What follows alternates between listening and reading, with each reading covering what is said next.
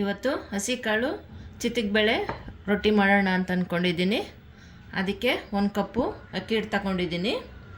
ಬನ್ನಿ ಹೆಂಗೆ ಮಾಡೋದು ತೋರಿಸ್ತೀನಿ. ಇವಾಗ ನೀರು ಕಾದಿದೆ. ಇದರಲ್ಲಿ 1 ಕಪ್ಪು ನಾನು ಚಿತ್ತಿಗೆ ಬೇಳೆ ತಗೊಂಡಿದ್ದೀನಿ. ಇದನ್ನು ಸ್ವಲ್ಪ ಬೇಯಿಸ್ಕೊಬೇಕು. ಇವಾಗ ಅದು ಬೇಳೆ ಬೇಯೋವರೆಗೂ ಅದಕ್ಕೆ ಬೇಕಾಗಿರೋ ಐಟಮು ರೊಟ್ಟಿಗೆ ರೆಡಿ ಮಾಡ್ಕೊಳ್ಳೋಣ. ಅದಕ್ಕೆ 2 ಈರುಳ್ಳಿ ತಗೊಂಡಿದ್ದೀನಿ, ಸ್ವಲ್ಪ ಕೊತ್ತಂಬರಿ ಸೊಪ್ಪು, 3 ಹಸಿಮೆಣಸಿಕಾಯಿ, ಸಬ್ಬಕ್ಕಿ,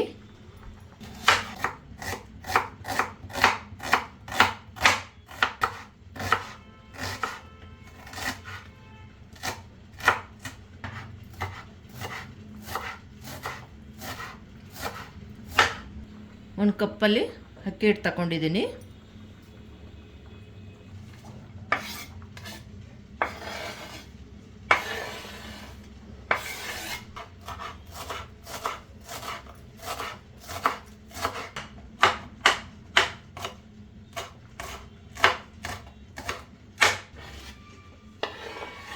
ಈಗ ಕೊತ್ತಂಬರಿ ಪುದೀನ ಎಲ್ಲ ಹಾಕೊಂಡಾಗಿದೆ. ಈಗ ರುಚಿಗೆ ತಕ್ಕಷ್ಟು ಉಪ್ಪು.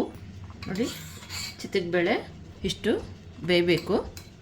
ಸ್ವಲ್ಪ ಬೆಂದರೆ ಚೆನ್ನಾಗಿರುತ್ತೆ, ಇಲ್ಲಾಂದರೆ ಅದು ಹಿಟ್ಟಲ್ಲಿ ರೊಟ್ಟಿಲಿ ಬೇಯಲ್ಲ. ಹಾಗಾಗಿ ಸ್ವಲ್ಪ ಹಿಟ್ಟಲ್ಲೇ ಸ್ವಲ್ಪ ಬೇಯಿಸ್ಕೊಳ್ಬೇಕು. ಸ್ವಲ್ಪ ಫಸ್ಟೇ ಮಿಕ್ಸ್ ಮಾಡ್ಕೊಳ್ಳೋಣ ಇದೆಲ್ಲ. ಇದು ಬೇಯಿಸಿರೋದು ನೀರೇನು ಆಚೆಗೆ ಹಾಕೋದು ಬೇಡ, ಅದು ಸೇರಿಸಿ ಹಾಕ್ಕೊಬೇಕು.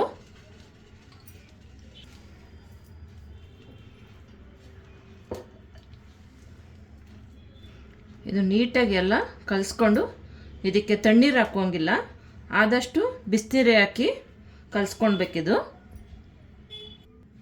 ಫಸ್ಟೇ ನಾನು ಬಿಸಿನೀರು ಕಾಯಿಸ್ಕೊ ಇಟ್ಕೊಂಡಿದ್ದೀನಿ. ಇವಾಗ ಇದಕ್ಕೆ ಬಿಸಿನೀರು ಹಾಕ್ಕೊತಾ ಇದ್ದೀನಿ.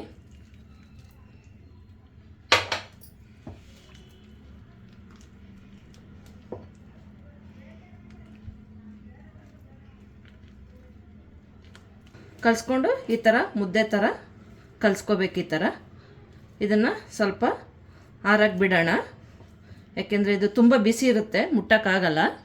ಇವಾಗ ಅದು ಸ್ವಲ್ಪ ಆರ್ತಾ ಇರಲಿ, ಸ್ವಲ್ಪ ಮುಚ್ಚಿಡೋಣ. ಇವಾಗ ಇದು ಸ್ವಲ್ಪ ತಣ್ಣಗಾಗಿದೆ. ಇವಾಗ ಇದಕ್ಕೆ ಸ್ವಲ್ಪ ಹಂಗೆ ಮುಟ್ಬೇಡ್ರಿ, ಸ್ವಲ್ಪ ಕೈಗೆ ಎಣ್ಣೆ ಹಾಕ್ಕೊಂಡು ಮಾಡಬೇಕು. ಈ ಥರ ಸಣ್ಣ ಸಣ್ಣದಾಗೆ ಉಂಡೆ ಕಟ್ಕೋಬೇಕು. ಹಿಂಗೆ ಸಣ್ಣ ಸಣ್ಣದಾಗಿ ಉಂಡೆ ಕಟ್ಕೊಂಡು ರೊಟ್ಟಿ ಥರ ನೀಟಾಗಿ ಒಬ್ಬಟ್ಟು ಕವರಲ್ಲಿ ತಟ್ಟಬೇಕು. ಒಬ್ಬಟ್ಟು ಕವರಲ್ಲಿ ತಟ್ಟಿದ್ರೆ ನೀಟಾಗಿ ಬರುತ್ತೆ.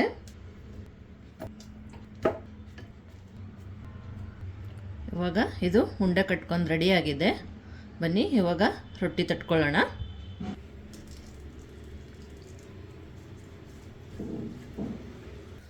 ಈ ರೊಟ್ಟಿ ಅಂತೂ ತಿನ್ನೋಕ್ಕೆ ತುಂಬ ಚೆನ್ನಾಗಿರುತ್ತೆ, ಯಾಕೆಂದರೆ ಅಕ್ಕಿ ರೊಟ್ಟಿ, ಅವರೆಕಾಳು, ಚಿತ್ತಿಗೆ ಬೇಳೆ ರೊಟ್ಟಿ ಮಾಡ್ತಾ ಇರೋದಲ್ಲ, ತುಂಬ ಚೆನ್ನಾಗಿರ್ತದೆ. ಅದರಲ್ಲೂ ಸಬ್ಬಕ್ಕಿ ಹಾಕಿರೋದಕ್ಕೆ ಸ್ಮೆಲ್ಲು ತುಂಬ ಘಮ ಘಮ ಅಂತ ಚೆನ್ನಾಗಿರುತ್ತೆ.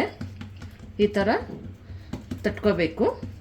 ನಿಮಗೆ ಎಷ್ಟು ತೆಳು ಬೇಕು ಮಂದೆ ಬೇಕು ಅಷ್ಟು ತಟ್ಕೋಬೋದು. ಬೇಕಾದ್ರೆ ಏನು ಇಷ್ಟೇ ದಪ್ಪ ಬೇಕು ಅಷ್ಟೇ ದಪ್ಪ ಬೇಕಂತೇನಿಲ್ಲ, ತೆಳು ಇದ್ದಷ್ಟು ರೊಟ್ಟಿ ಚೆನ್ನಾಗಿರುತ್ತೆ.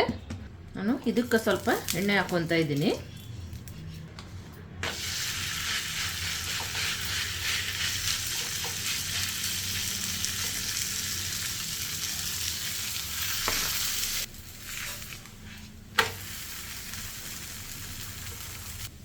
ರೊಟ್ಟಿ ರೆಡಿಯಾಗಿದೆ. ಇವಾಗ ಇದಕ್ಕೆ ಬೆಣ್ಣೆ ಆದರೂ ಸರಿ, ತುಪ್ಪ ಆದರೂ ಸರಿ ಹಾಕ್ಕೊಂಡು ತಿಂತಾಯಿದ್ರೆ ಸೂಪರಾಗಿರ್ತದೆ. ಅವರೆಕಾಳು ಚಿತ್ತಿಗೆ ಬೇಳೆ ರೊಟ್ಟಿ ರೆಡಿಯಾಗಿದೆ. ಇವಾಗ ಬಿಸಿ ಬಿಸಿ ಅಕ್ಕಿ ರೊಟ್ಟಿ ರೆಡಿಯಾಗಿದೆ. ನೋಡಿ, ಬೆಣ್ಣೆ ಹಾಕ್ಕೊಂಡು ಸಾಗು ಹಾಕ್ಕೊಂಡು ತಿಂತಾಯಿದ್ರೆ ಒಳ್ಳೆ ಟೇಸ್ಟ್ ಇರುತ್ತೆ. ಬಿಸಿ ಬಿಸಿಯಾಗಿ ಮಾಡ್ಕೊಂಡು ತಿಂತಾ ಇರಬೇಕು. ಮಾಡಿರೋ ಅಡುಗೆ ನಿಮಗೆ ಇಷ್ಟ ಆಗಿದ್ದರೆ ಲೈಕ್ ಮಾಡಿ, ಕಮೆಂಟ್ ಮಾಡಿ, ಸಬ್ಸ್ಕ್ರೈಬ್ ಮಾಡಿ.